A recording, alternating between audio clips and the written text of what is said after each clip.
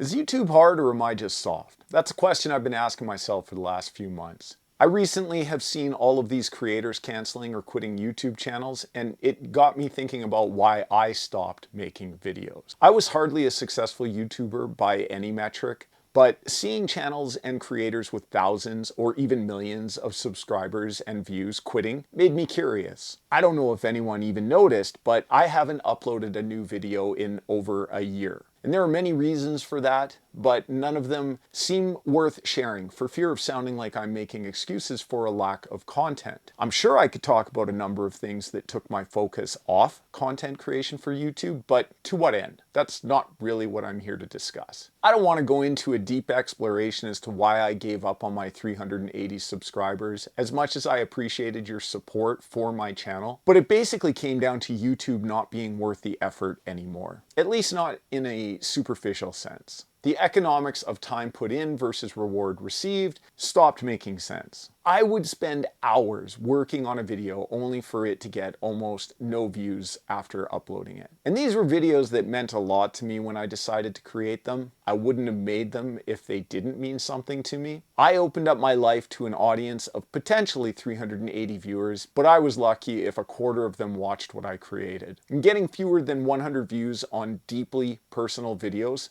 felt like an absolute waste of my time when I considered what I had to give up in order to make those videos. Because a yes to one thing is a no to everything else. So sitting down to make videos meant not being able to do other things that were important to me. The exchange rate on that became untenable, especially with two young children who deserved my attention more than YouTube did. And even more so because YouTube seemed entirely focused on corporate shills and sensationalized content that would be more suitable for a game show network. The U in YouTube gave way to garbage content, targeting short attention spans and juvenile nonsense meant to distract people from thinking too deeply about how they're wasting their lives one sponsored video at a time. It was very much a tune in, turn on, drop out, Timothy Leary-esque hellscape of empty content and empty entertainment. I missed watching creators on YouTube who inspired me to create for the platform. But the platform evolved into a place not fit for that type of circular inspiration. It turned into a gamified version of copycat between channels and a race to the bottom in search of the most clickable thumbnail and provocative title. I couldn't find any videos that reminded me of why I wanted to be on YouTube in the first place. Lost in the signal to noise ratio of content for consumption's sake versus content for the community's sake. That created an existential question of what the point of YouTube is if it's basically just another streaming service pushing content at me that I don't want to see, let alone create. Because the first rule of being a YouTuber is to create the content you want to see. When it became clear that YouTube didn't want that anymore based on what was on my recommendation page, I gave up on my own content. YouTube was clearly moving in another direction, and I thought it was disappointing. YouTube didn't truly want real people sharing their lived experiences so much as it wanted